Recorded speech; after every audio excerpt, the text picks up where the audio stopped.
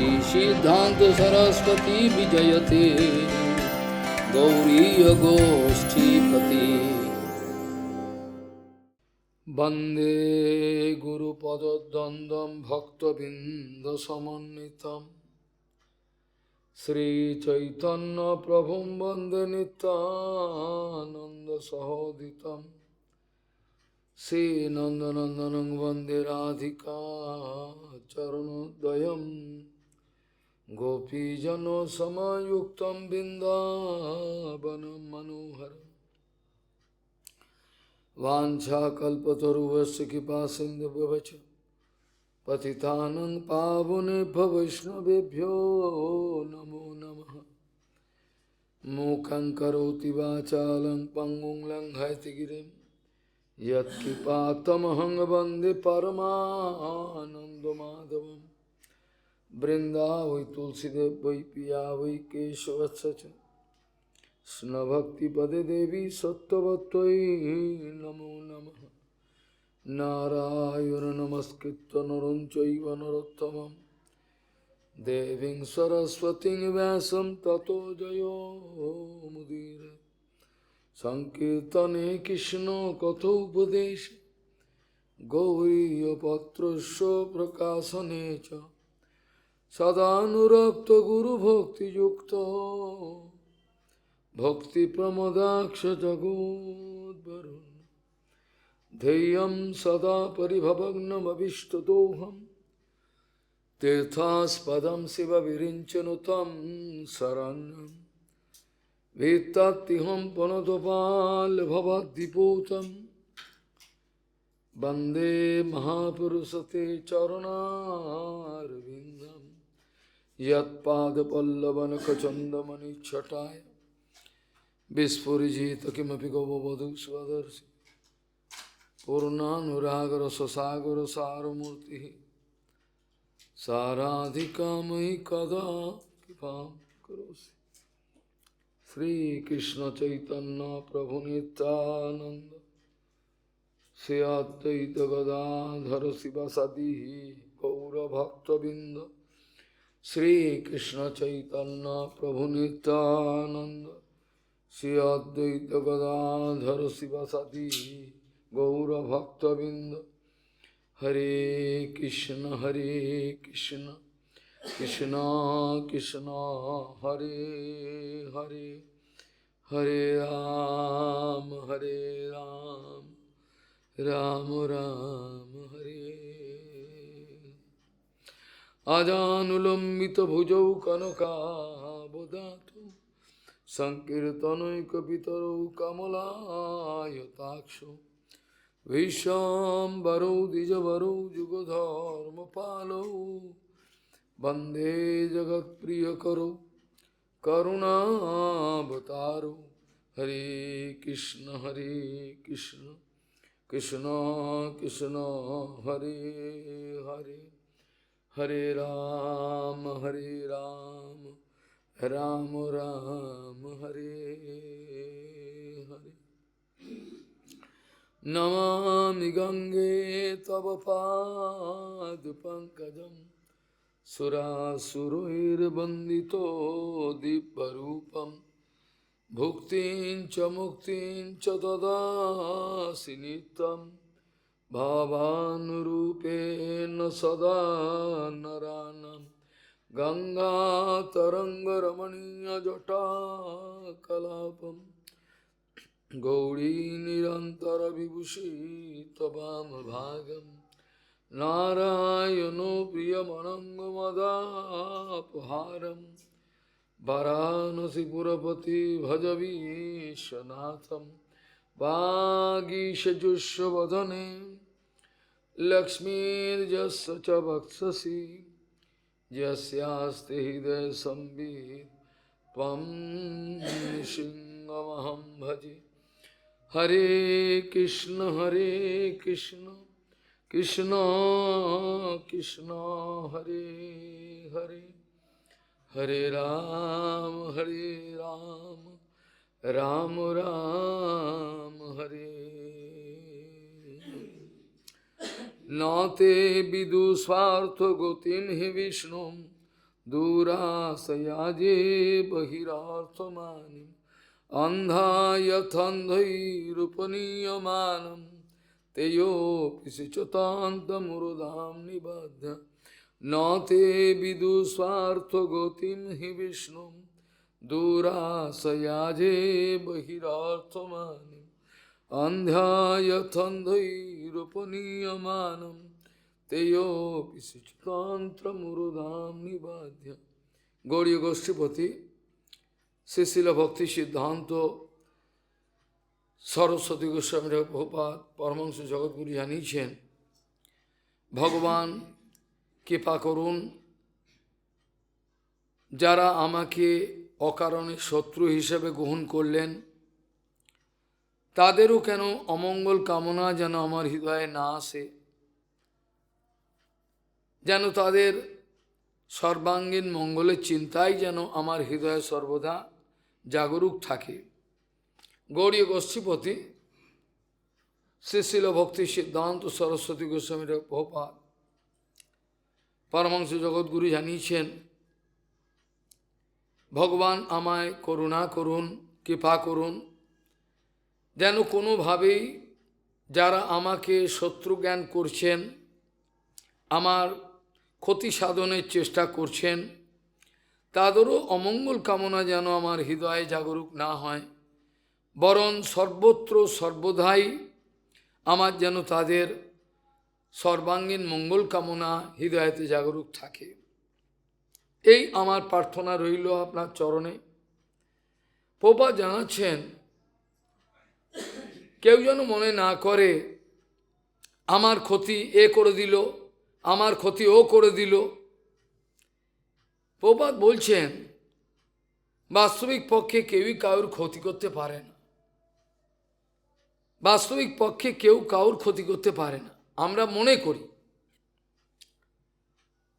রক্ষাকর্তা ভগবান রয়েছেন জগন্নাথ, যিনি সর্বদাই ভক্তগণের পিছনে থাকেন বলে প্রতিজ্ঞা করেছেন, তাকে রক্ষা করেন। সুলপানি ভগবান বৈষ্ণবরাজ শম্ভু তিনি বলেন বৈষ্ণবগণের পিছনে আমি ত্রিশূল নিয়ে দাঁড়িয়ে থাকি, কেউ কিছু করলেই তাদের ত্রিশূলের ঘা দেবো, তাদের ত্রিশূল মানে ত্রিগুণ 17তম গিয়ে চটকে ফেলবো তাদের। এই ধরনের যখন ভরসা আমরা পাচ্ছি যে গুরুদেব আমার পেছনে রয়েছেন, বৈষ্ণবগণ আমার পেছনে রয়েছেন, প্রভুপাদ ভক্তিবিনোদ ঠাকুর এরা আমার পেছনে রয়েছেন, আমার কে ক্ষতি করতে পারবে? যদিও আমি জানি তন্ত্র মন্ত্র ষড়যন্ত্র কিছু বাদ নেই আমার বিরুদ্ধে, এই ভাগবত সামনে এত বড় আমি সিদ্ধান্ত বলছি, তন্ত্র মন্ত্র ষড়যন্ত্র কোনো বাদ নেই, একটা আমার লোমকে খুলে ফেলতে পারেনি। একে অত্যাচার করে, এখনো করছে, একে কিচ্ছু করার নেই, কিন্তু আমার একটা লোম ওরা খুলে ফেলতে পারে, কিচ্ছু করতে পারে। আমি জানি দীর্ঘদিন ধরে চলছে তন্ত্র মন্ত্র ষড়যন্ত্র, যে কোনোভাবে কিছু কিছু করতে পারে। পূর্ণ বিশ্বাসটা যার হৃদয়তে আছে যে ভগবান আমার রক্ষাকর্তা, আমি রক্ষিত। প্রথম কথা হলো আমি নিজেকে সংরক্ষণ করতে পারছি না, নিজেকে প্রোটেকশন দিতে আমি অসমর্থ। আমার খামখেয়ালি মন, আমার কাম ক্রোধ লোভ মোহ মদম আশ্চর্য আমাকে খ্যাপা কুকুরের মতো তাড়িয়ে বেড়াচ্ছে। প্রভুপাদ বলছেন আমাকে তাড়িয়ে বেড়াচ্ছে এই মায়া, যেমন কুকুর রাস্তায় কুকুরকে ঠ্যাঙায় দেখি তাড়ায়। বুদ্ধিমান মানুষ নিশ্চিত পরিমাণে একটু ভাববার চেষ্টা করবেন।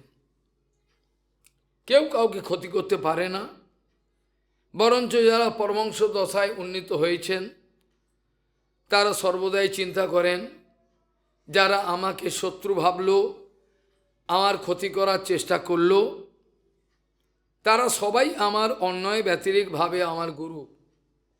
এই বিচারটা যদি আমার না থাকতো তাহলে মায়াদেবী আমার প্রতিক্ষণে লাথি মারতেন। আমার যদি এই বিচার না থাকতো, খালি দু চারটে কড়া কথার মাধ্যমে আপনারা সিদ্ধান্ত নিয়ে নেবেন এটা বুদ্ধিমানের কাজ হয় না। বাস্তবিক গুরু বৈষ্ণব যারা হন তারা অন্যায় ব্যতিরেকভাবে সবাইকে গুরু মনে করেন। আমি কথা বিভিন্ন ভাষাতে পূর্বের অনেক হরিকথাতেও আমি ঘোষণা করেছিলাম, লেখনি তো। আজ যদি ওরা এত অত্যাচার আমাকে না করত, আমাকে সম্মান দিয়ে আমাকে মালা দিয়ে বসিয়ে রাখত, তাহলে নিশ্চিত ভগবান আমার মধ্যে এই একটা সংকল্প, বিপরীত পরিস্থিতিতে সংকল্প আমি ভজন করবই করব, এটা কখনোই আসতে পারত না। আজ বিভিন্ন জায়গা থেকে অত্যাচার, বিভিন্ন লাথি ঝাঁটা, কোনো জায়গায় আমার স্থান নেই। এই পরিস্থিতিটা করার পেছনে পেছনে বলরাম নিত্যানন্দের কত গোপন একটা ভালোবাসা লুকিয়েছিল, এটা আমি বোকা, আমি বুঝতে পারিনি। একটা ব্যাগ রাখারও আমার জায়গা নেই, নিঃস্ব, এখনো নিঃস্ব। কিন্তু সে অবস্থায় পরবর্তী সময়ে বলরাম জানিয়ে দিলেন, এগুলো সব আমিই করেছি। ব্যতিরেকভাবে যারা আমার শত্রুতা করেছেন, যারা আমাকে ক্ষতি করার চেষ্টা করেছেন, অপমান করার চেষ্টা করেছেন, তারা প্রত্যেকেই আমার গুরু বলে জানবেন। এ কথাটা আমি কেবল ভাষাতে বললাম তা নয়, অন্তর থেকেও তাই। কেন এই শিক্ষাটা আমি গুরুবর্গের কাছে পেয়েছি। গুরুপাদ পদ্ম এই শিক্ষা দিয়েছেন, পরম পূজ্য শ্রীধর গোস্বামী মহারাজ এই শিক্ষা সমস্তই, মর্মে মাধব গোস্বামী মহারাজ, তাদের প্রত্যেকটা আচরণ, চরিত্র, স্বভাব, তাদের প্রত্যেকটা ব্যবহারের মধ্যে দিয়ে আমি আমার মতো পশু, জানোয়ার, মানুষ হওয়ার চেষ্টা করেছিলাম।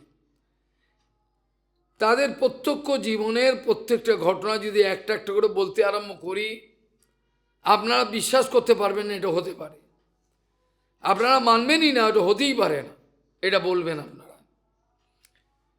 যে ব্যক্তি পরম পূজ্য মাধব গোস্বামী মহারাজকে, হয়গ্রীব ব্রহ্মচারীকে চৈতন্য মঠ থেকে বের করে দেওয়ার ব্যবস্থা করলেন, সহযোগিতা করেছিলেন সমস্ত রকমভাবে, এমনকি তার শিষ্যরা রয়েছে যে কজন, তিনি নিজে গুরু হতে চাননি, তাকে গুরু বানানো হয়েছিল জোর করে, চৈতন্য মঠের আচার্য, তিনি হতে চাননি। তারপরে যে কজন শিষ্য হয়েছিল তারা বিভিন্ন জায়গায় সেবা করছে, কেউ ভক্তিমঠ ঠাকুরের সানন্দ সুকতাকুঞ্জ, কেউ শিবাসাঙ্গন, কেউ চৈতন্য মঠ, বিভিন্ন জায়গায় তাদেরকে তিনি একত্রিত করে বললেন, গুরুদেব তোমাদেরকে ডাকছে, প্রচারে গেছেন, গুরুদেব প্রচারে গেছেন, তোমাদের সবাইকে ডাকছে, তোমার কাপড় চোপড় সব নিয়ে যাও তোমরা। মিথ্যে কথা বললেন, কারণ একবার মেরে বার করতে পারবেন না, সবাইকে ডাকছেন, গুরুদেব যা বিশাল প্রচার হচ্ছে বলে চলে গেলেন, গিয়ে তারপরে তাদেরকে গেট বন্ধ করে দিলেন, আর ঢুকতে পারবে না কেউ। এই অবস্থায় মহারাজ রাস্তার ভিখিরি হয়ে গেলেন, কোনো স্থান নেই। যদি প্রি ইনফরমেশন থাকতো তিনি কোনো একটা ব্যবস্থা করতেন, হঠাৎ তার গেট বন্ধ হয়ে গেল, এবার তিনি রাস্তার ভিখিরি, কোথায় ফুটপাতে থাকবেন। কোনো এক ব্যক্তি, তার একটা দোকান ঘর বন্ধ ছিল, সেখানে স্থান দিলেন, ওইখানে ঘট ভিক্ষা করে কত কষ্ট করে মহারাজ করলেন, কিন্তু তথাপি তার জ্যেষ্ঠ গুরু ভাইয়ের নামে তিনি বদনাম দেন নাই। এগুলো শিক্ষণীয়। যদি অন্তত আমি মানুষ হতে চাই, সাধু হতে পারবো কিনা জানি না, যদি মানুষ হতে চায়, মনুষ্যত্ব, তাহলে এইসব মহাজনগণ সর্বদাই আমার হৃদয়েতে বিরাজমান থাকুন, আমাকে শিক্ষা দিন। কাউর প্রতি যেমন আমার শত্রুতা বুদ্ধি না হয়, কাউর প্রতি যদি আমার প্রতিশোধের বিচার না আসে, এই বিস্তৃতভাবে এইসব কথা শুনলে পরে আপনারা হতবাক হয়ে যাবেন, কিন্তু এটা সত্য কথা। তার নামে প্ল্যাম্পলেট করে প্রচার করা হয়েছিল, এ অনেক চুরি করেছে, মঠ থেকে অনেক কিছু করেছে মাধব গোস্বামী মহারাজের নামে, কিন্তু তথাপি তিনি উত্তেজিত হন নাই। আমার নামেও হয়েছিল, জানে ত্রিপুরার লোক কীভাবে প্ল্যাম্পলেট বিভিন্ন জায়গায় দিয়ে চোর, জোর চোর, ধোকাবাদ, কিচ্ছু মনে করিনি, প্রতিশোধ তার বিরুদ্ধে নিইনি। যখন আমি কারোর বিরুদ্ধে কোনো প্রতিশোধ নিই না, আমার কারোর বিরুদ্ধে প্রতিশোধ নেওয়ার যখন বাসনা থাকে না, তখন দৈব অনুকূল হয়, জেনে রাখবেন। নিজে যখন আপনি প্রতিশোধ নিতেই যাবেন, সমাধান করতে যাবেন, তাহলে আপনিই বুঝুন, আর গুরু বৈষ্ণব আপনার পড়বে বুঝবে না, আপনার দায়িত্ব নেবে না। আপনি তো স্বতন্ত্র, আপনি তো অনুগত নন, আপনার দায়িত্ব কি করে গুরুদেব নিতে পারে? আপনার দায়িত্ব আপনি নিন, আপনার পিন্ডি চটকান, আপনি কিছু করার নেই আমাদের। এইভাবে দেখা যায় কেউ অপেক্ষা করতে রাজি না, কার ধৈর্য সহ্য কোনো গুণই এসব নাই, খালি বাইরের কিছু বাহাদুরি, বাইরের কিছু বাহাদুরি। এর দ্বারা তো বৈষ্ণব হওয়া যায় না। যোগী জ্ঞানী কর্মী এদের অনেক ওপরে, যেখানে স্বর্গের দেবতাদের ওপরে স্থান হলো বৈষ্ণবদের, সেখানে আপনি কোন বড় কথা শুনতে যান? যেখানে স্বর্গের দেবতাদের থেকেও বৈষ্ণবদের স্থান ওপরে, আপনার এত বড় সাহস, আপনি সেইখানে যেতে চাইছেন? আপনাকে মায়াদেবী ছেড়ে দেবে, ল্যাংটো করে আপনাকে খুলে দেবে, আপনার কাপড় খুলে ল্যাংটো করে দেবে। তারপর যদি সহ্য করতে পারেন, তারা আপনাকে ছেড়ে দেবে, যা এবার যা, তার আগে ছাড়বে না, এ কথা জেনে রাখবেন। এইভাবে দেখা যায় এইসব মহাপুরুষগণের জীবনে তারা কাউকেই কোনোদিন নিজের শত্রু জ্ঞান করেন নাই, তাই জন্যই তারা জয়যুক্ত হয়েছেন। পরবর্তীকালে কি হয়েছিল তার কথা না মেনে সেই সব প্রসঙ্গে আমি যাচ্ছি না। সেই সব যারা তার আনুগত্য করেননি, তাদের বর্তমান কী হয় এগুলো আমি কোনো ঠেকা নিইনি, যা হয়েছে হয়েছে। কিন্তু আনুগত্য করে কারোর বিপদ হয়েছে কেউ প্রমাণ করুক, আনুগত্য করে কারোর বিপদ হয়েছে প্রমাণ করুক, এটা তো হয় না। অন্যায় ব্যতিরেক ভাবে তারা সবাইকে গুরু মনে করতেন, যে প্যাম্পলেট ছাপি যে হেও আমার গুরু, তিনি বিপরীতভাবে কোনো রকম ব্যবস্থা করেন নাই, যে কোর্টে কেস করে তার বিরুদ্ধে কিছু মামলা কিচ্ছু করেন নাই। তাদের দৈব শাস্তি এসেছিল, দৈব তাদের শাস্তি দিয়েছিল, তারা যথেষ্ট শিক্ষা পেয়েছিলেন। যে কথা প্রসঙ্গে এতগুলো কথা বলতে হলো, সেই ব্যক্তি, সেই শিষ্য প্রভুপাদের তথাকথিত সেই শিষ্য, সবাই শিষ্য হতে পারে না, গুরুদেবের কাছে হাজার হাজার লোক আসতে পারে, এক আধজন শিষ্য হতে পারে কিনা সন্দেহ বাস্তবিক রূপে। সেই ব্যক্তি যখন তার বৃদ্ধ অবস্থা, চোখে দেখতে পাচ্ছেন না, অত্যাচার, শরীর খারাপ, তখন তিনি পরমপূজ্য মাধব গোস্বামী মহারাজের মঠে এসেছিলেন। মাধব গোস্বামী মহারাজ তাকে যত্ন করে, তার একটা ঘর দিয়ে তাকে যত্ন করে রেখেছিলেন, কিন্তু শিষ্যরা মানতে রাজি নয়। বলছেন সিদ্ধান্ত আছে, গুরুদেবকে যে অপমান করে, অপদস্থ করে, তাকে সেবা করব, কী করে করবো গুরু মহারাজ? আমি বলছি তোদের, আমি যখন আজ্ঞা গুরু নাম হি অবিচারে পালনীয়, যে গুরুদেবের একটা আজ্ঞার ওপরে কলম চালায়, কথা বলে, তার সব গেল, তার সব গেল। বৃন্দাবনে অনেক কথা চলে আসে। বৃন্দাবনে এক সাধু বাচ্চা বয়সে এসেছিল, তাকে এক বাবা মানুষ করেছিলেন, আমাদের সম্প্রদায়ের নয়, আমাদের সম্প্রদায়ের নয়। তিনি আস্তে আস্তে বড় হয়ে উঠেছিলেন, তাকে পড়াবার ব্যবস্থা করেছিলেন। তিনি যখন বড় হচ্ছেন, একবার গুরুদেব বললেন এটা করো না, খালি বলে দেন কেন, খালি বললেন কেন করব না। সঙ্গে সঙ্গে গুরুদেব বললেন जितना मेरा किए कराए सब खत्म हो गया, आज तेरा सब खत्म हो गया। আজকে এই যে তো তক্কটা করলি আমার সঙ্গে, যতদিন আমি তোকে বড় করলাম, স্নেহ করলাম, তা সব গেল তোর। তখন হাউ হাউ করে কেঁদেছিলেন।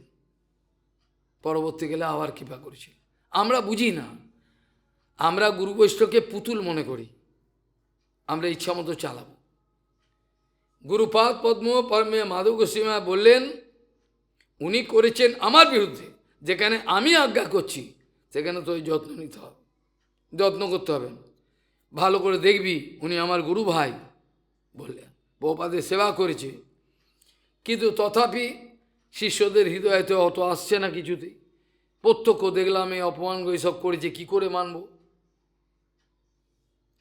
পরবর্তীকালে এক শিষ্য তাকে কিছু ছোট বড় কথা বলে দেয় কোনো কারণে। মহারাজ দরজা বন্ধ করে 2 দিন না 3 দিন কোনো খান নাই। মাধব গোস্বামী এসছেন, আসার সঙ্গে সঙ্গে খবর নিচ্ছেন আমার গুরু ভাই কেমন, তার মন কাঁদছে। বলে তিনি 2-3 দিন কিছু খাচ্ছেন না, বন্ধ করে। কেন? বলে এই প্রভু একটা কথা বলে ফেলেছে ওনাকে। সঙ্গে সঙ্গে গেলেন, গেটের সামনে গিয়ে সাষ্টাঙ্গ প্রমাণ করে কাঁদতে আরম্ভ করলেন। গুরু ভাই, আমার সন্তানগুলো তো আপনারও সন্তান, আমার ছেলেপেলেগুলো তো আপনারও ছেলেপেলে, সেরা যদি অন্যায় করে আপনাকে তো ক্ষমা করতে হবে। আপনি দয়া করে দরজা খুলুন, নাহলে আমি এই বসলাম, আমি খাওয়া দাওয়া অন্ন জল ত্যাগ করলাম। করে দরজা খুললেন।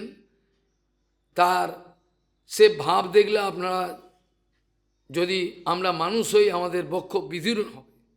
এই হলো বৈষ্ণব জগতের বিচার। আমি শিক্ষা করেছি। আমি কোনো যদি আমার কেউ, যাকে আপনারা মনে করেন আমার শত্রু, তারা কেউই আমার শত্রু নয়। তারা নিজে নিজে নিজেদের ফাঁদেতে জড়িয়ে পড়েছেন। আমি কারোর সঙ্গে কোনো শত্রুতা করি নাই। যে প্রমাণ চান আমি অজস্র দিতে পারি। তারাই করেছেন, তারা এই অবস্থায়। এমনকি তাদের শিষ্যগুলোকেও আমি নিজের সন্তান মনে করতাম।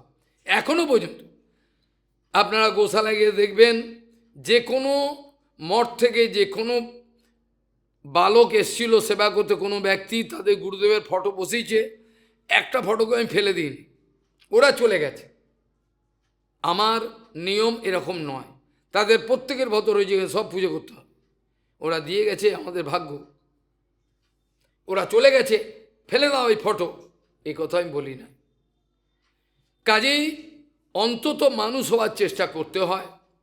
যে কথা প্রসঙ্গে এতগুলো কথা বলতে হলো, অন্যায় ব্যতিরেকভাবে আমরা প্রত্যেককেই গুরু মনে করব, প্রত্যেককেই গুরু মনে করব। আজ যদি এ অত্যাচার না করত, তাহলে আমি বাসন মাজার জন্য নৃসিংহপল্লীতে গিয়ে থাকতাম না, ওকে ছেড়ে দিয়ে। ব্যভিচার আমি সহ্য করতে পারছি না। ওদের দুটো অন্ন, সন্ধেবেলা হরিকথা আর বাসন মাজার সেবা করতাম যত বেরোতো। আমার কোনো দুঃখ ছিল না। গোকুল মহাবনের মঠে তো বাসন মাজতাম, কোনো অন্য কোনো, আমি জানি অন্য সেবায় কারোর সঙ্গে কথা কাটাকাটি ওরা আমাকে নিতে পারবে না, তাতেও হরিকথাতে ওরা সহ্য করেনি।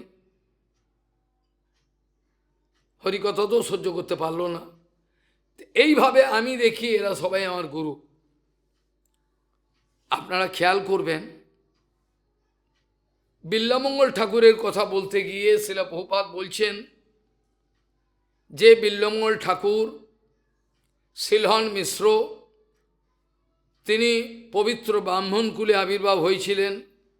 কোনো কারণে তার এই ধরনের একটা লীলা করতে বাধ্য হয়েছিলেন, করেছেন, কিভাবে তিনিই জানেন। করে তিনি যে চিন্তামণির প্রতি আকর্ষণ বোধ করেছিলেন, চিন্তামণিকে না দেখলে তিনি থাকতে পারেন না। তিনি ব্রাহ্মণ ঘরে, বিরাট ব্রাহ্মণ ঘরে তিনি মিশ্র, তিনি রোজ তার কাছে যেতেন। কিন্তু প্রভুপাদ বলছেন, একদিন বিশাল বজ্রাঘাত, সাইক্লোন, এই অবস্থাতেও তিনি রাত্রির বেলা থাকতে পারলেন না। ঝড় জলে ভিজে তিনি ওই চিন্তামণির দরজা বন্ধ, বাইরে পাঁচিল বিরাট, তিনি সহ্য করতে পারছেন না, কেউ শুনতে পাচ্ছে না, এই বজ্রাঘাতে কে শুনবে। তিনি কি করলেন, একটা দড়ির মতো কি মোটা ঝুলছিল, ওটাকে নিয়ে তিনি পাঁচিলের ভেতরে ঝাঁপ মারলেন। ওটা ছিল সাপ। যখন ঝাঁপ মারলেন, সাপের মুখ ওইদিকে, লেজের দিকে পড়ার সঙ্গে সঙ্গে অজ্ঞান। এত বড় পাঁচিল উঁচু। চিন্তামণি ছাতা নিয়ে, হারিকেন নিয়ে এসে দেখলেন সিলহন মিশ্র কোনো মতে ভিজে তাকে ভেতরে নিয়ে এলেন, সুশ্বাস করে জাগালেন।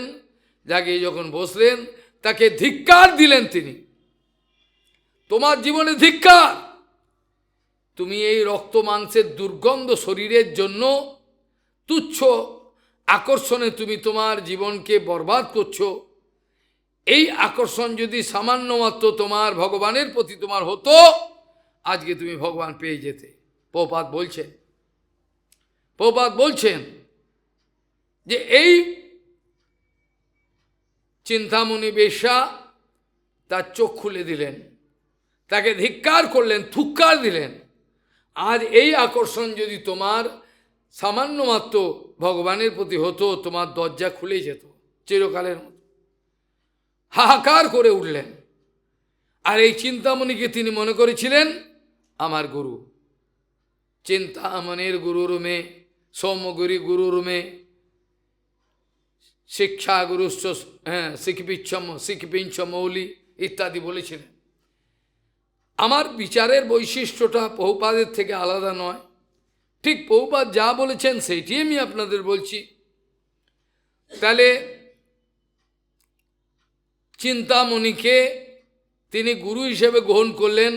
আর চিন্তামণি যদি এই ধরিয়ে না দিতেন, চিন্তামণি যদি ধরিয়ে না দিতেন আমার দোষটা, তাহলে আমার আজ এই 800-850 বছর ভগবানের লীলা দর্শন হতো না, নিত্যলীলায় প্রবেশ হতো না। আমরা সবাইকে ঘৃণার চোখে দেখি, এ পরে এসছে, এর মায়া আছে, এ বদমাস, এর অহংকার। সাধুগুরু বৈষ্ণবের বলবার অধিকার আছে, বাকি কাউর বলবার অধিকার। কারণ সাধুগুরু বৈষ্ণব ওদেরকে কোলে রেখেছেন, স্নেহ করে, তাদেরকে বলে বকতে পারেন, মারতে পারেন, কারণ ওরা কোলে রয়েছে। বাকি তোমার কোলে নাই, তুমি তাদেরকে ঘৃণা করো, তোমার শাসন করবার কোনো অধিকার থাকতে পারে না। সেই শাসন করবে যে ওদের নিত্যমঙ্গল কামনা করছে, তারা ভুল করলো তাদেরকে ক্ষমা করবেন, স্নেহ করবেন, তাদের কোনো দোষ দর্শন করবেন না, নিয়ম এটা। তাহলে চিন্তামণিকে তিনি পরবর্তীকালে গুরুরূপে গ্রহণ করেছিলেন। তুলসীদাসজি তাদের সম্প্রদায় আছে, তুলসীদাসজি বিবাহিত ছিলেন, লীলা করেছিলেন এরকম স্ত্রীর প্রতি আকর্ষণ। তিনি বাপের বাড়ি গিয়ে রয়েছেন, একদিন ঝড় জলেতে থাকতে না পেরে এই জল ঠেঙিয়ে চলে গেছেন গ্রামের রাস্তা গিয়ে, তার শ্বশুর বাড়ি গেছেন, স্ত্রীকে না দিকে পাচ্ছেন না। স্ত্রী তখন যে ভৎসনা করেছিলেন ওই অবস্থা, বজ্রপাত, যে কোনো মৃত্যু হতে পারে। ওখানে যখন ধিক্কার দিয়ে কথা বলেছিলেন যে তোমার আজকে যে কারণে তুমি এখানে এলে আমি সবই জানি, তোমার জীবন বিপন্ন করে তুমি এসছো তুচ্ছ এক আকর্ষণে। এই আকর্ষণ যদি রাম লালার প্রতি তোমার হতো, আজকে তোমার ভগবত প্রাপ্তি হয়ে যেত। ওইখান থেকে যে টার্নিং পয়েন্ট, ওই যে তুলসীদাস মুখটাকে ঘোরালেন, তুলসীদাস এই যে মুখটাকে ঘোরালেন স্ত্রীর থেকে, ব্যাস পার্মানেন্ট। কিন্তু আমরা কপট, ওই জন্য আমাদের মঙ্গল হয় না। তিনি মুখটাকে ঘুরিয়ে নিলেন, আর জীবনেও স্ত্রীর মুখ দেখেননি। আর তিনি ভজন করে তার জন্মস্থানেও আমি গেছিলাম, যেখানে পড়াশোনা, সেখানেও ভগবানের ইচ্ছায় তিনি ভগবত প্রাপ্তি হয়েছিলেন, তার স্ত্রীকে গুরুরূপে গ্রহণ করেছিলেন। এইভাবে দেখা যায় গুরু বৈষ্ণব অন্যায় ব্যতিরেকভাবে সর্বদাই সবাইকে গুরু মনে করেন।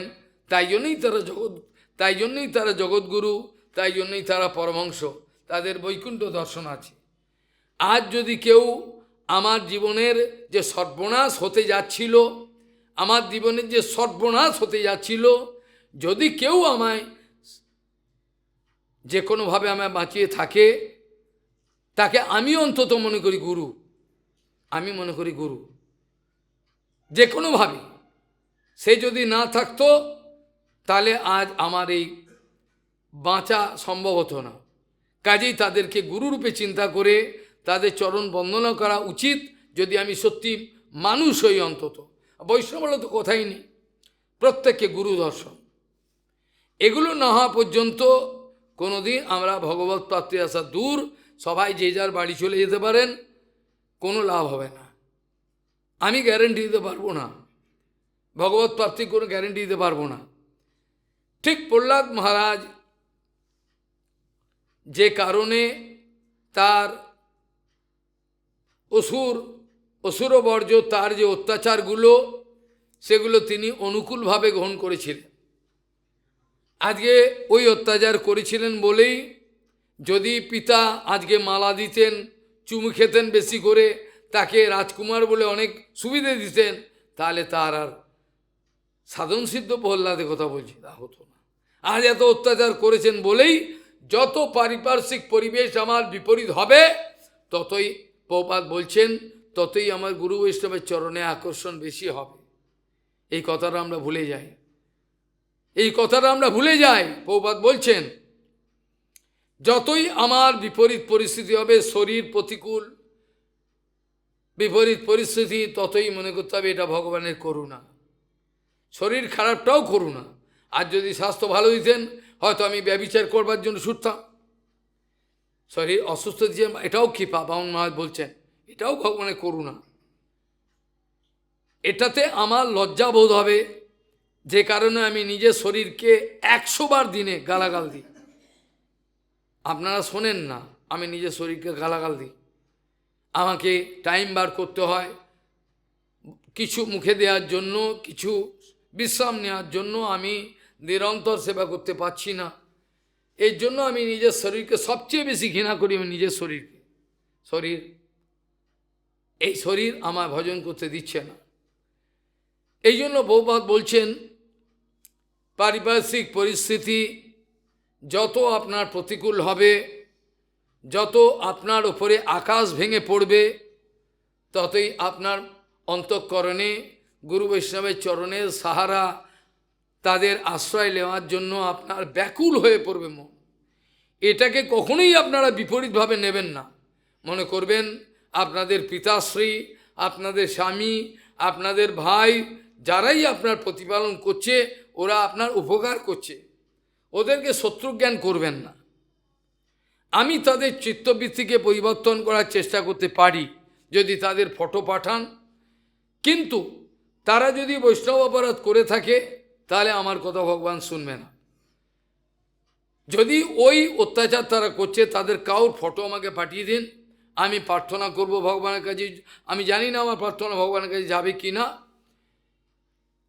আমি করতে পারি, তাদের চিত্তবৃত্তি পরিবর্তন হতে পারে, কিন্তু তাদের যদি অপরাধ থেকে থাকে, তাহলে আমার প্রার্থনা ভগবানের কাছে ভগবান নেবেন না, গ্রহণ করবেন না। যে কোনোভাবেই আমি যাদেরকে শত্রু বলে মনে করছি, যদি গভীর বিচার করে দেখি, আজকে এরা যদি না থাকতো, এরা আমার বিপদ উদ্ধারণ বন্ধু, নালে হয়তো আমার চরিত্র খারাপ হয়ে যেত। এরা সর্বদাই আমার নজর রেখেছে, মহারাজ কী করছে, কোথায় কি করছে। এরা আমার গুরু, নিশ্চিত পরিমাণে গুরু, এবং ভাগবত সামনে নিয়ে বলছি আমার গুরু। আমার এই ভাবনা, এই জন্য এদেরকে আদর করি, ভালোবাসি। এরা আমার প্রহরী দিচ্ছে, আমার যেন অধঃপতন না হয়। কিন্তু যদি আমি বিপরীত ভাবনা করি, আমি তাদের মালিক, আমি তাদের খাওয়াই, আমার কথা কেন শুনবে না, তাহলে আমি পতন উন্মুখ হয়ে যাব, পতন হয়ে যাবে আমার, আমি রক্ষা করতে পারবো না নিজেকে। এই বিচারটা প্রভুপাদের, গুরুপাদ পদ্মের বা ভক্তিযুক্ত মাধব গোস্বামী মহারাজ, এদের থেকে আমার এদের এই সব শিক্ষাগুলো গ্রহণ করা। তাই আমি আজকে লেজ নাড়ছি আপনাদের সামনে, আমার নিজস্ব কিছুই নাই। ভাগবতী মহাপুরাণ আলোচনা প্রসঙ্গে যে কথাগুলো কালকে আলোচনা করা হচ্ছিল, সে আলোচনাতে ভগবান শ্রীকৃষ্ণের ইচ্ছে নয় আমাদেরকে প্রথমেই যোগ জ্ঞান এগুলো শেখান। তিনি গীতাতে যে কথাটা বলেছিলেন, সেই কথাটাই আমরা অত্যন্ত গুরুত্বপূর্ণ, অ্যাবসলিউট গুরুত্বপূর্ণ বলে মনে করি। বাকি কথাগুলো গুরুত্বপূর্ণ হতে পারে, কিন্তু যারা ভক্তি যোগের অ্যাসপিরেন্ট আছেন, আশাবাদী, আমি ভক্তি করব, ভগবানের চরণে সেবা করব, গুরু বৈষ্ণবের, তাদের ক্ষেত্রে এটা আমরা বিচার করে দেখব কতদূর পর্যন্ত গ্রহণ করা যায়। যেখানে গুরু বৈষ্ণবের চরণে আমি আমার মস্তককে বিক্রি করেছি, সেখান থেকে মহাপ্রভু জানাচ্ছেন স্বরূপকে স্বরূপ বিচার করে দেখো। এ নিজের আমার কাছে বিক্রি হয়ে গেছে, আত্মনিবেদন করেছে, আজকে নিজের বিচারটা নিজের করতে যাচ্ছে। বলো, সনাতনের ব্যাপারে বলছেন স্বরূপ, এ কি হলো অন্যায়? দেখো, এ আমার কাছে নাকি নিজেকে দিয়ে দিয়েছে। তুমি নাকি আমার, তুমি নাকি বলে দিয়েছো আমার, তুমি নাকি আমার বলে দিয়েছো, তাহলে তুমি আমার সম্পত্তি। এবার আমি বুঝবো আমার সম্পত্তি দিয়ে আমি কি করব। তাহলে সনাতন, দেখো সনাতন কি অন্যায় করছে। দেখো, এ আত্মনিবেদন করেছে আমার কাছে, নিজেকে দিয়ে দিয়েছে, আবার নিজে এই বিভিন্ন ধরনের চর্মরোগের জন্য এ নির্ণয় করছে রথযাত্রায়, জগন্নাথের রথের চলায় নিজেকে দিয়ে দেবে। এ কেমন অন্যায় স্বরূপ, তুমি বিচার করে দেখো, এটা কি ঠিক হয়? তাই তো ঠিক নয়, এটা তো ঠিক নয়। সনাতন হাও হাও করে কাঁদছেন, তুমি তো আমার বলে দিয়েছো আমার, আর তো তোমার কাউর হতে পারো না।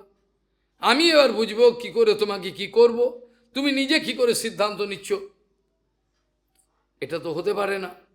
এইভাবে মহাপ্রভু আমাদের শিক্ষা দিয়েছেন। যাদের বাস্তবিক আত্মনিবেদন হয়েছে, যারা লৌকিক জ্ঞানেতে দীক্ষিত হয়েছেন, তাদের কথা আমি বলতে চাই না। যারা বাস্তবিক দীক্ষা গ্রহণ করেছেন, জীবনে নিজেকে গুরুচরণে দিয়ে দিয়েছেন, তাদের কোনো স্বতন্ত্রতা থাকতে পারে না। কোনো রকম তাদের খাওয়া দাওয়া, চলা ফেরা, ওঠা বসা, কোনো ব্যাপারে উত্তেজিত হওয়ার কোনো সম্ভাবনা নেই।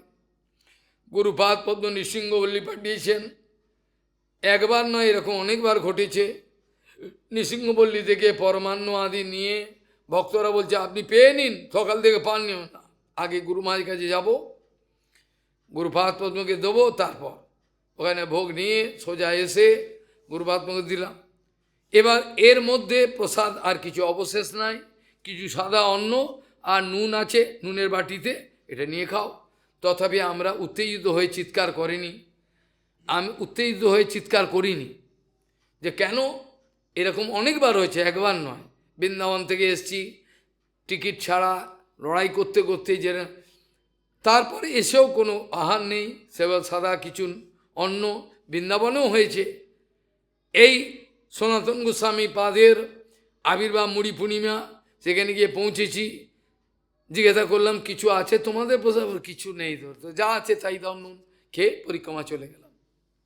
অভিযোগ বলে কোনো কিছু, অভিযোগ একটা, এটা হচ্ছে আমার সেবায় বাধা দিচ্ছে, সেইটাতে একটু কষ্ট হবে, বাদ বাকি কোনো ব্যাপারে কষ্ট হওয়ার কোনো সম্ভাবনা নাই।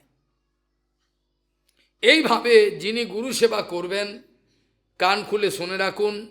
যারা বাস্তবিক গুরু সেবা করতে চান, যারা বাস্তবিক বৈষ্ণব সেবা করতে চান, তাদের ধৈর্যের বাঁধ কখনো যেন না ভাঙে। শিল ভক্তিবল্লভ তীর্থ, ভক্তিবিলাস তীর্থ গোস্বামী মহারাজ, গুরুপাদ পদ্ম, তিনি বলেছেন যারা যারা গুরুদেবের সেবা করছেন, গুরু সেবা, বৈষ্ণব সেবা, তারা জেনে রাখবেন জ্বলন্ত আগুনে ঝাঁপ দিচ্ছেন, আপনাকে কিছু জ্বলতে হবে। ধৈর্য আছে কি আপনাদের? যদি আপনাদের ধৈর্য সহ্য থাকে তাহলে এগোন, নালে পালান। গুরু বৈষ্ণবের সেবা করা মানে হলো যে কোনো পরিস্থিতি মোকাবেলা করবার জন্য প্রস্তুত থাকবো। প্রাণটা দেওয়ার হলে প্রাণও দেবো, কিন্তু পালাবো না, কাপুরুষের মতো পালাবো না। এটা প্রমাণ করেছিলেন কেশব গোস্বামী মহারাজ, এ রামানুজের কুরেশ প্রমাণ করেছিলেন। এরকম প্রমাণ আছে। প্রভুপাদের জন্য প্রাণ দেওয়ার জন্য ব্যস্ত রয়েছেন, যদি ওরা মেরে ফেলে মেরে ফেলবে, ভয়েতে আমি পালাতে রাজি নয়। এইভাবে দেখা যায় যারা বাস্তবিক গুরু সেবা এবং বৈষ্ণব সেবা করবেন, তাদের ধৈর্যের বাঁধ ভেঙে গেলে হবে না। আমাদের বাণী সেবাটাও গুরু সেবা, আমাদের রান্না করাটাও গুরু সেবা, আমাদের সবটাই গুরু সেবা, বাসন মারাটাও গুরু সেবা, আমাদের সমস্ত কিছু গুরু সেবা, গোমাতা সেবাটাও আমাদের গুরু সেবা। এরকমভাবে অনুভব না করতে পারলে ঈর্ষা, মাৎসর্য, হিংসা, বিদ্বেষ এগুলো অবশ্যম্ভাবী, এর থেকে কেউ রেহাই পেতে পারবে না। কোনোদিন এর থেকে এরা রেহাই পেতে পারবে না। কতদূর যাবে? শেষে অধৈর্য হয়ে গুরু বৈষ্ণবকে লাথি মেরে দিয়ে চলে যাবে। সে গিয়ে সংসারের আগুনে গিয়ে পড়বে, সংসারের আগুনে গিয়ে পড়বে। পরম পূজ্য মাধব গোস্বামী মহারাজ তিনি কলকাতা মঠেতে আরতি হয়ে গেল। আরতি হওয়ার পরে হরিকথা হলো, হরিকথার পরে শয়ন আরতি। মাধব গোস্বামী দাঁড়িয়েছেন, ভগবানকে প্রমাণ করছেন। দেখেন একটা ভক্ত তারই তথাকথিত আশ্রিত কোন মঠ থেকে চলে এসছেন এখানে। মাধব গুরুদেব দেখে বললেন, তুমি কোথা থেকে এসছো? বলছে আমি চাকদা মঠ থেকে এসছি। কেন এসছো? চিঠি আছে তোমার? তোমার কাছে চিঠি আছে? ইনচার্জের চিঠি না, চিঠি নেই। যাও, চলে যাও শীঘ্রই, যাও চলে যাও, চলে যাও এক্ষুনি।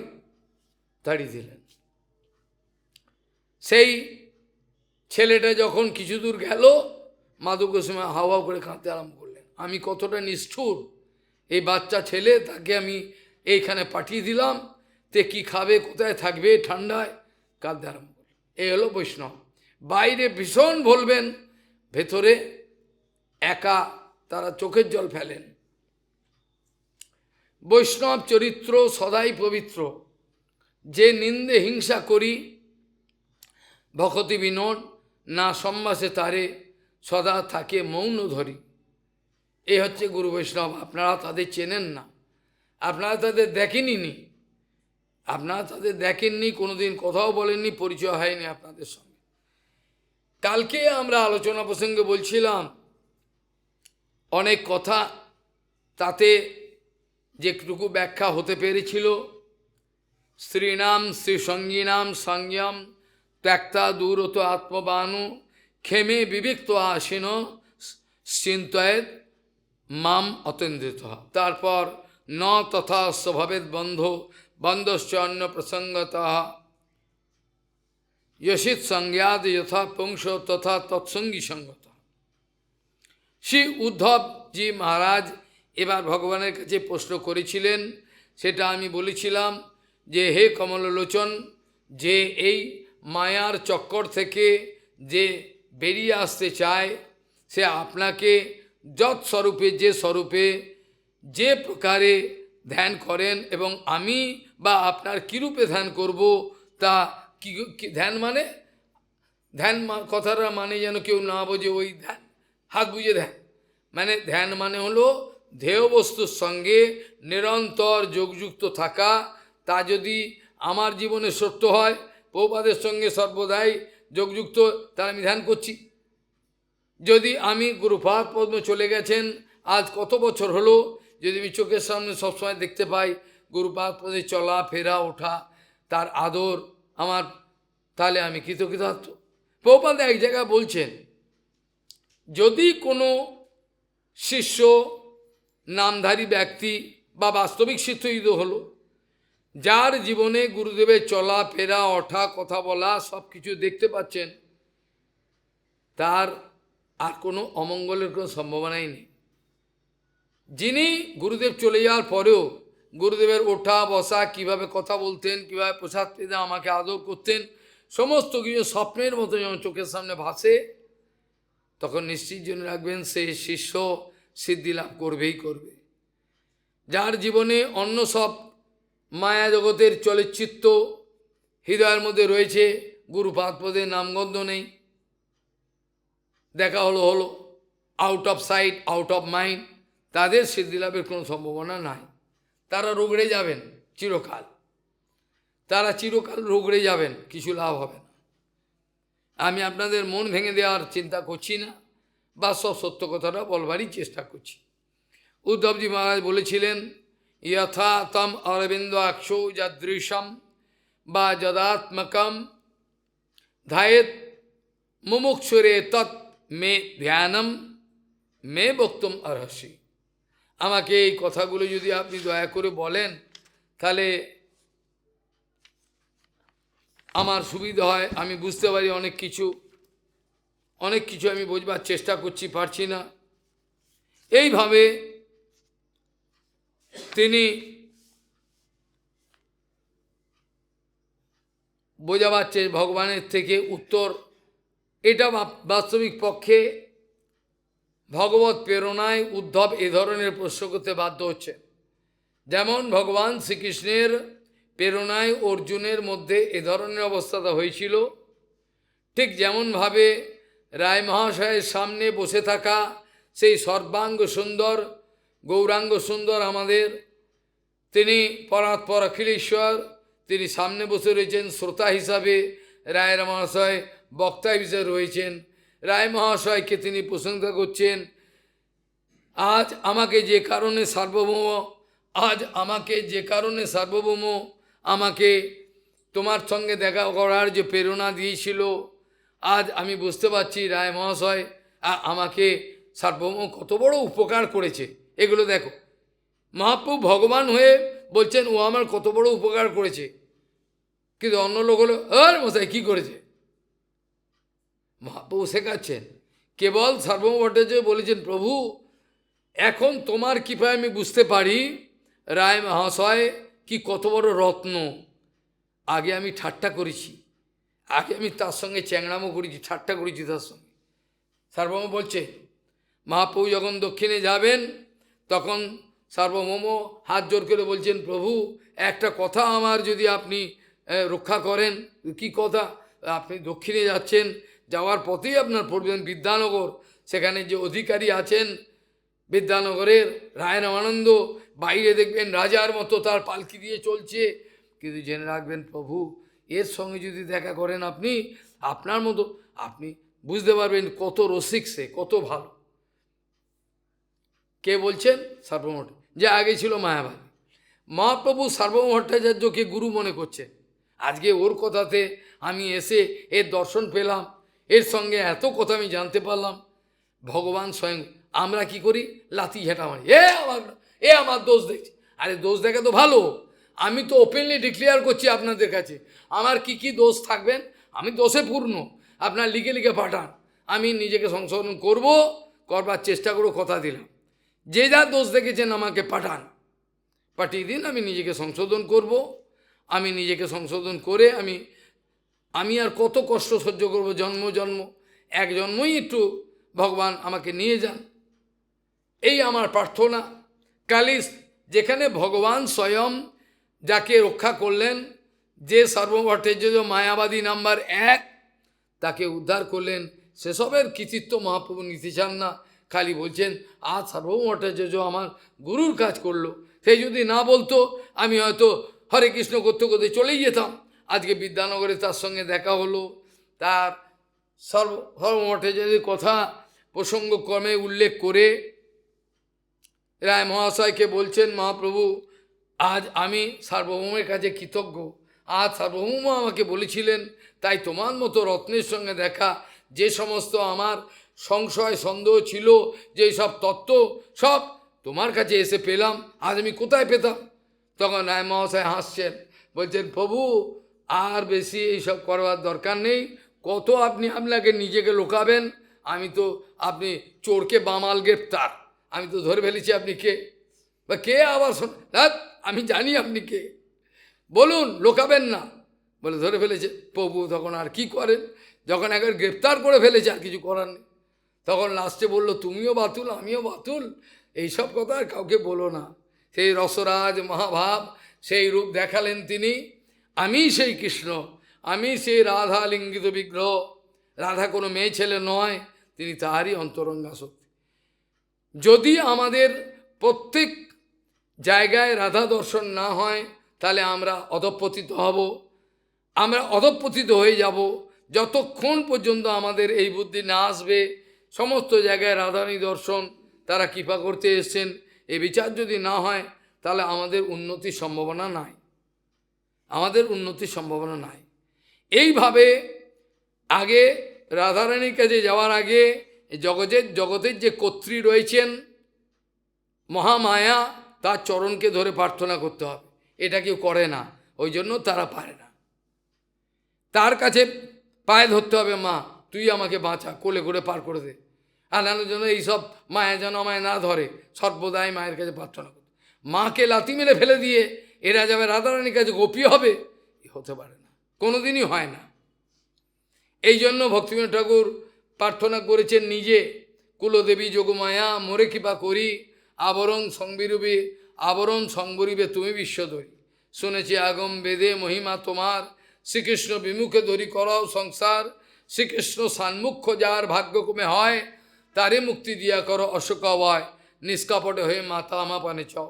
মা তুমি নিষ্কপট হয়ে আমাকে ঠকিও না, আমি তাহলে মারা যাব। সব সময় আমরা মায়ের কোলে রয়েছি, এ ভাবনা হওয়া দরকার। যারা শাক্ত তারা শুনে আনন্দে নিজের বাবা শক্তির কথা বলছে, আমি শক্তির কথাই বলছি, ঠিকই বলছি। এইভাবে কামাখ্যা মন্দিরে একবার যেতে হয়েছিল হরিকথা, এইখানে হরিকথা বলতে। সেখানে গিয়ে মাকে পরিক্রমা করে সবই করলাম, করে এবার নারকোল এবার ভোগ দেবো। নারকোল ভোগ দিতে গিয়ে যেখানে নারকোল ফাটাতে হয় সেখানে গেলাম। আমার সঙ্গে ছিল ওই পুরুষোত্তম ছিল, ফাটাতে গিয়ে আরেকজন ছিল উড়িষ্যার ভক্ত, সাগর মহারাজ শিষ্য। নারকোল নিয়ে আমি মনে মনে ভাবছি মায়ের প্রসাদ তো খেতে নেই, খেলে তো অসুবিধে, ভগবানের আমরা ভগবানের এ করি। নারকোল যেই ভাঙাতে গেলাম, যে জায়গায় ভাঙাবার সঙ্গে সঙ্গে নারকোলের জল আমার ঠিক মুখের ভেতরে চলে এলো। মা বলল, তুই খাবি না, তোর বাপ খাবে, তুই খাবি না, তোর বাবা খাবে, তুই খা, করে আমাকে কৃপা করলেন। আশ্চর্য, নারকোলটা এরকম ফাটালাম জোর করে, আর সেই নারকোলের জল পুরো আমার মুখে চলে খাইয়ে দিল। কারণ বৃহৎ ভাগবতামৃতে দেখবেন, সেখানে গোপকুমার এই মায়ের থেকে, কামাখ্যা মায়ের থেকে মন্ত্র পেয়েছিলেন। এগুলো আছে, আমরা ঘৃণা করি, বড় বৈষ্ণব হয়ে গেছি আমরা, মায়ে ফেলে দে ধাক্কা মা। আরে মাই তো আসল, তাই কৃপা করে, এবার কৃপা করলে তবে তো যাবে। কোথায় যাবে? জন্ম হলো কার কোলে, তাকেই ফেলে দেবে, লাথি মারবে? এর হয় নাকি কোনো? কেউ কোনোদিন সিদ্ধি লাভ করতে পারেনি। যাই হোক, এখন প্রশ্ন হলো এই, ভগবানের সোজা উপদেশ বললেন, দেখো প্রথম থেকে শুরু করলেন। যেমন ভগবান শ্রীকৃষ্ণ অর্জুনকে সামনে রেখে প্রথমেই কর্মযোগ থেকে শুরু করলেন। আরে কি দরকার ছিল? কেউ যদি প্রশ্ন করে যে আপনি এতগুলো বকবক, অর্জুন প্রশ্ন করে যাচ্ছে, অর্জুন যদি প্রশ্ন করে যে এত আপনি কথাগুলো না বলে একবার বলে দিতে পারতেন, হ্যাঁ একবার বলে দিতে পারতেন, এটাই তো প্রথমে হয়ে যেত। হবে না, এটা হবে না। এই জন্য প্রথমেই আমাকে কি করতে হবে? প্রথম থেকে কর্মযোগ থেকে শুরু করবেন। এক একজন ক্রিয়াযোগের বড় বড় আচার্য হয়ে গেছেন, তাদের নাম আমি বলবো না, তাদের বিদেশেও অনেক, তারা ভক্তির রাজ্যের কথা বোঝেন না। যাই হোক, এইভাবে দেখা যায়, ঠিক যেমন ভগবান শ্রীকৃষ্ণের প্রেরণায় অর্জুন আত্মতত্ত্ব থেকে শুরু করে শুনতে আরম্ভ করলেন। অর্জুনকে কি বলছেন? বাসাংশ জীর্ণানি যথা বিহায় নবানি গৃহ্ণাতি নরব। আর এইসব কথা বল, অর্জুন কি বাচ্চা নাকি? তোমার তো পারছ, বললে হবে না। একবার প্রথম থেকে শুরু করলেন, ক সে শুরু করলেন। তারপরে দ্বিতীয় অধ্যায়ে শুরু করলেন, অনেক কিছু বোঝালেন, আবার একটু মুচকে হাসলেন। অর্জুনের এসব প্রসঙ্গ শুনে অর্জুন যুক্তি দিচ্ছে, ভগবান আবার গালাগাল দিলেন তাকে। আমরা হলো তো রেগে যেতাম, হ্যাঁ আমাকে গালাগাল দিচ্ছ, কত বড়। এইবার ভগবান বলছেন যে কাপুরুষের মতো করো না, কথা বলছো পণ্ডিতের মতো। হ্যাঁ, ভগবান বলছেন কথা তো বলছো পণ্ডিতের মতো, বড় বড় কথা, কিন্তু আসল কথাটা তুমি বুঝবার চেষ্টা করছো না। তোমার এই যে নপুংসকের মতো বিচারটা, এটা কখনোই প্রশংসনীয় নয়। তোমার এই নপুংসকের মতো যে বিচারগুলো দিচ্ছ, এগুলো কখনোই গ্রহণীয় নয়।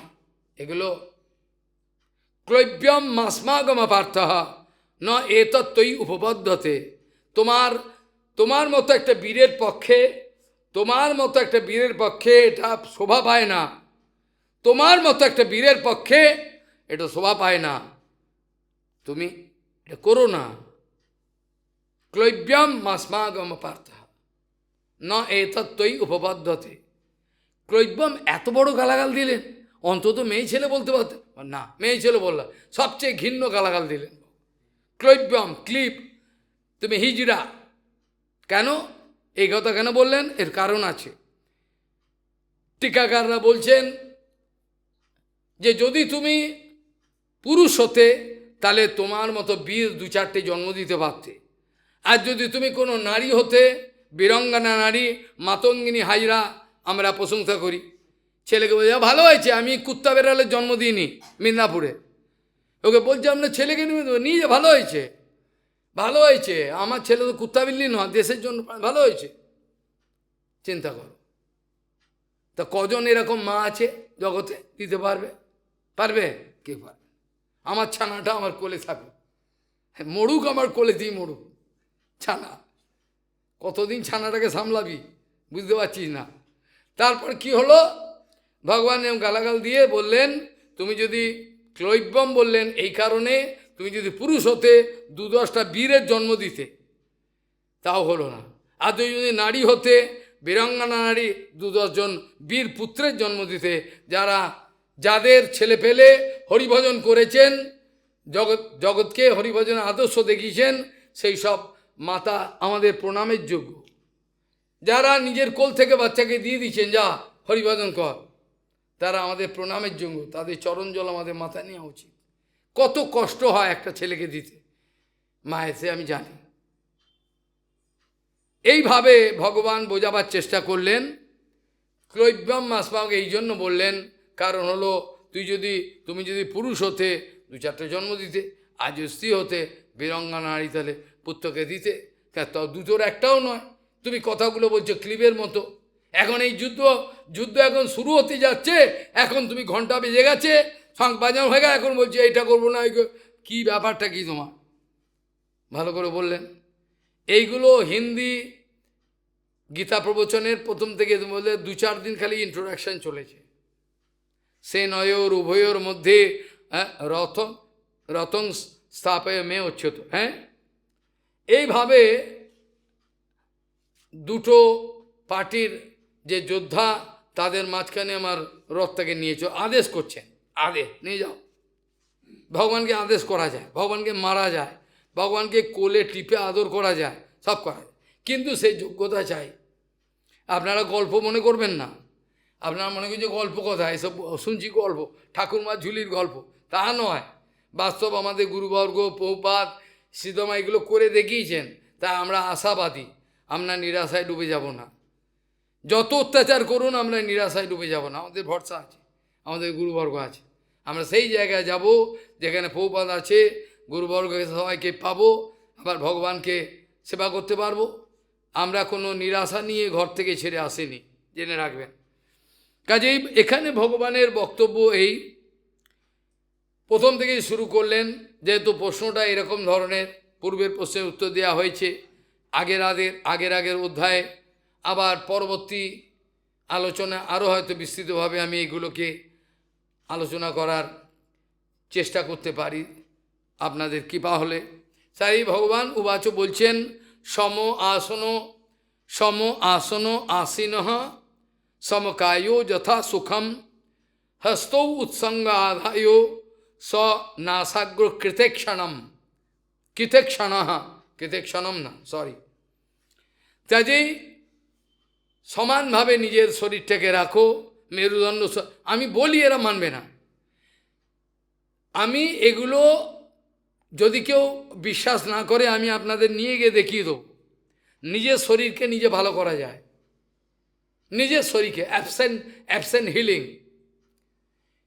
কত ইন্টারনেট আমি দেখিয়ে দেবো আপনাদের। ক্যান্সার হয়েছে, ডাক্তার বলে মরবে, অ্যাবসেন্ট হিলিং করতে ওই জায়গাতে কনসেন্ট্রেট করছে, খালি ভগবানের কিছু নয়, তাতেও সেরে যাচ্ছে। এরা করতে পারে না, আমি অসুস্থ, আমি মরবো, আমি ঘাটের মোড়া হয়ে গেল। সব সময় একবার বিরাট, কে বললো আমি মরবো? কে বলেছে? আত্মবল সবচেয়ে বড় বল। নিজের যে প্রতিজ্ঞা, নিজের যে অধ্যাবসায়, এটা যে কত বড় জানে না। বর্তমানে আমাদের এই মা কালার ট্রিটমেন্ট করবেন, সবাইকে কালার খাইয়ে দেবেন, দিয়ে কালার ভেতরে গিয়ে কিভাবে এগুলোকে সারাবে করবে, কিছুদিন পরে ওর নিজের উপর পরীক্ষা করছে।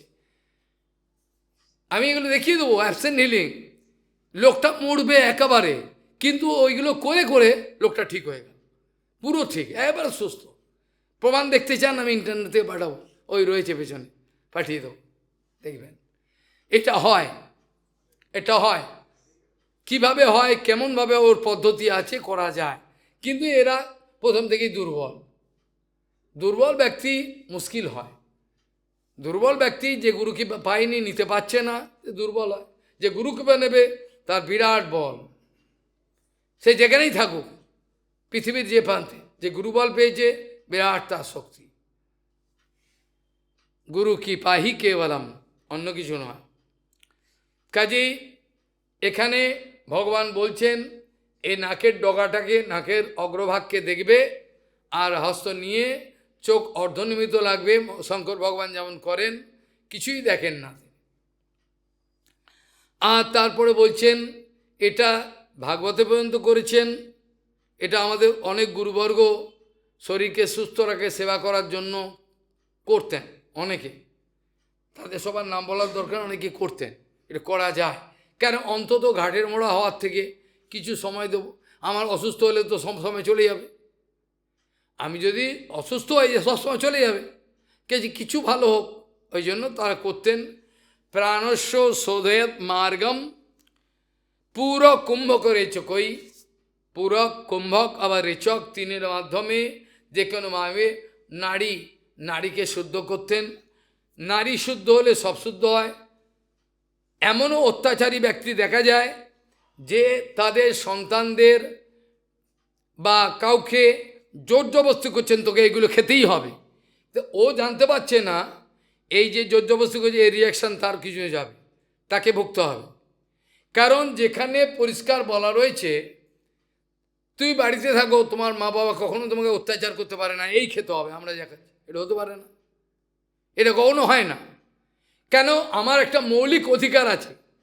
আপনি হিউম্যান রাইট কমিশনে যদি যান তাহলে বাবা হেরে যাবে, বাবা মা যারা আছে হেরে যাবে, এটা মৌলিক অধিকার আমি আমিষ খাবো নিরামিষ, এটা আমার ব্যাপার, আমি তো খেতে পারি না, আমাকে জোর করে খাওয়াবে। কত ছেলেপেলেকে তাদের রাক্ষসী মা খাইয়ে খাইয়ে শেষ করে দিল।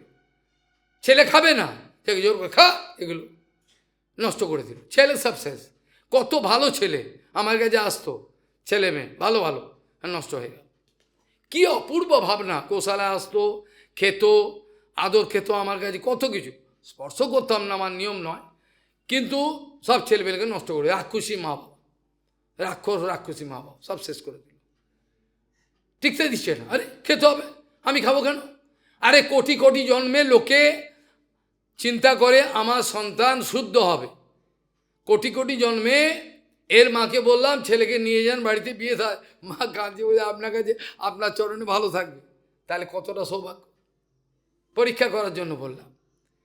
তাহলে যেখানে শুদ্ধ আচরণ পাওয়াই যায় না, কোটি কোটি পোকামাকড়ের মধ্যে জনসংখ্যা, তার মধ্যে যে দু একজন যদি চায় আমি শুদ্ধ, তাদেরকে তো সর্বাঙ্গীনভাবে আমাদের চেষ্টা করা উচিত, তাদের যেন কোনো ক্ষতি না হয়, উল্টে তার ঘাড়ে আমি চাপাবো, এটা তো অসুরের কাজ, এটা অসুরের কাজ হয়ে গেল, এটা ভালো কাজ হলো না, এর রিয়াকশন পেতে হবে, এটা হয় না, কখনো হতে পারে না।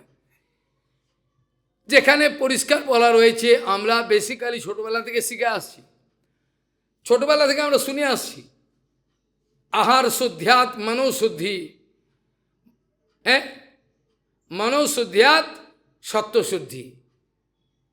প্রথমে আহার শুদ্ধি হবে, মন শুদ্ধি হবে। আমি কি করে তোমাকে ঘাট টিপে বলবো হোটেলে খা?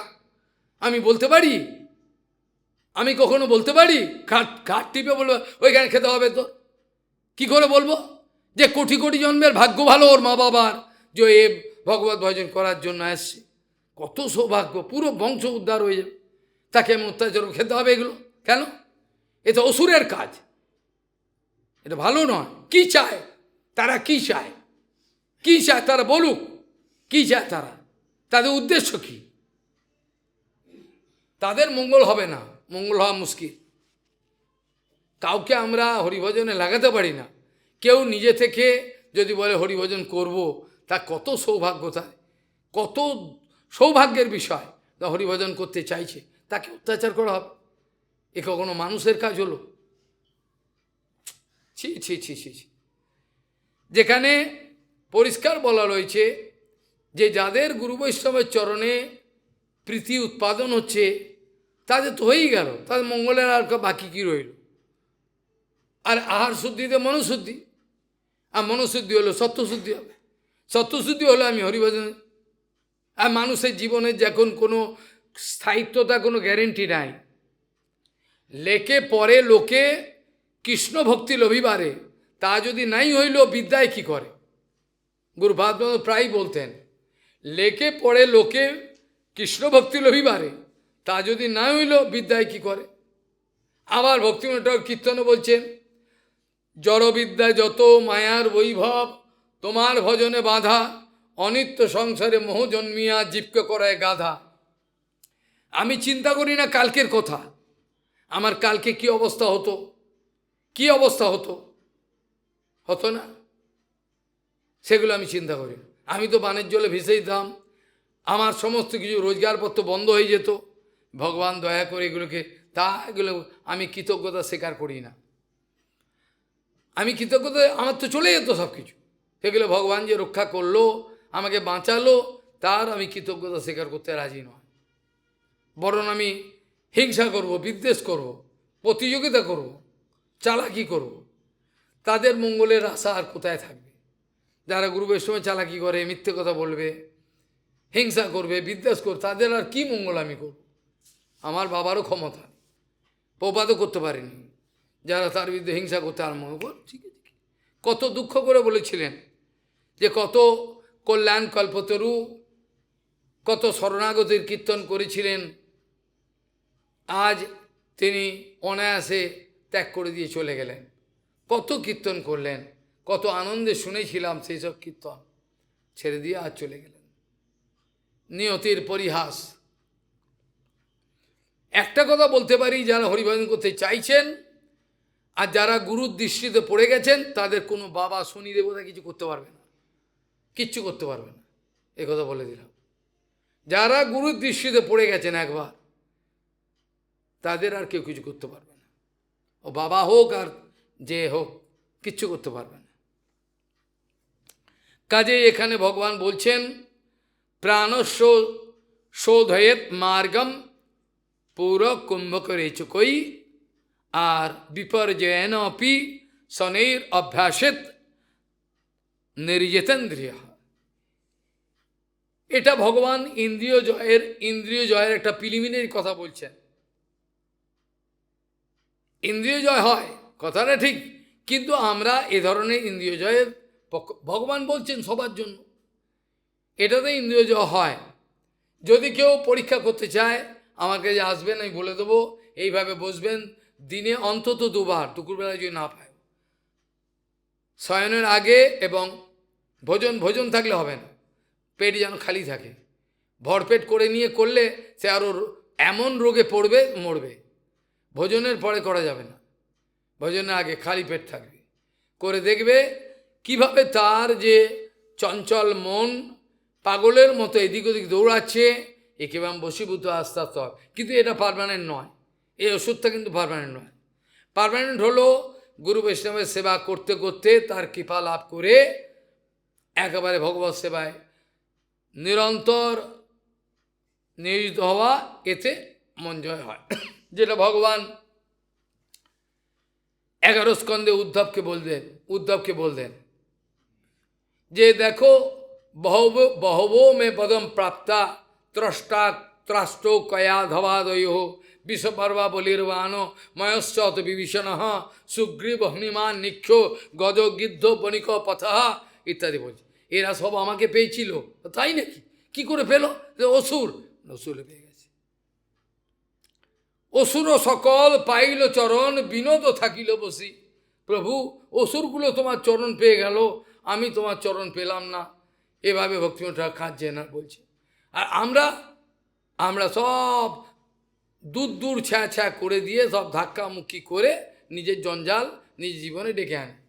আমরা নিজে অসুর হয়ে যাচ্ছি, আরে প্রতিশোধ নেবে, এই বিচারটা কি করে আসে?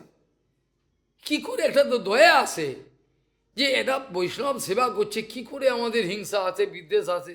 এ তো ভাবাই যায় না, এ কি করে আসে? এ তো কিছুই বোঝেনি, ভজনের অকখ বোঝেনি। হৃদয় থাকবে নির্মল, আনন্দে বিহ্বল থাকবে।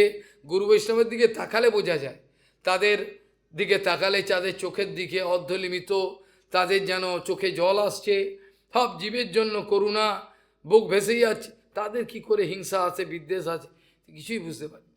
তারা তো কারোর সঙ্গে কম্পিটিশনও করেন না, কি করে হয় আপনারাই জানেন। এইভাবে ভগবান বলছেন, দেখো প্রথমে কি করতে হবে, তোমাকে পূরক করবে। প্রথমে শ্বাসকে সুখাসনে বসে টেনে নেবে, তারপরে কুম্ভক কিছুক্ষণের জন্য ভেতরে আবদ্ধ রাখবে, তারপরে সেই নিঃশ্বাসকে ছেড়ে দেবে, আবার টানবে। এই যোগীগণ তারা কুম্ভক রেচক এই অভ্যাস করতে করতে এমন অবস্থা করেন, ঘন্টার পর ঘন্টা বালির মধ্যে, আমি নিজে দেখেছি, বালির মধ্যে মাথা রেখে ঢোকানো, বালির মধ্যে মাথা ঢোকানো, শিষ্যাঙ্গে দাঁড়িয়ে রয়েছে, সব বন্ধ, কিচ্ছু নেই। নিঃশ্বাস কি করে নিচ্ছে? কত যোগী ঋষি আছে, তারা কি করে অক্সিজেন নিয়ে বেঁচে রয়েছে, হাজার, এখনো ঋষি আছে, এখনো আছে, এমন ঋষি এখনো বেঁচে আছে হিমালয়ের অন্তঃকরণে, ভেতরে গৌহারে, হাজার হাজার বছর আগেকার। আমাদের আদি কাঠিয়া বাবা তার দর্শন পেয়েছিল, তাকে আদি কাঠিয়া, তার জীবনীতে আছে। তিনি পাগলের মতো খুঁজতে খুঁজতে হঠাৎ এক গুফাতে এক বাবাকে দেখলেন, দেখে সেখানে গিয়ে একেবারে কান্দা করতে আর বলে, আমাকে বাঁচান।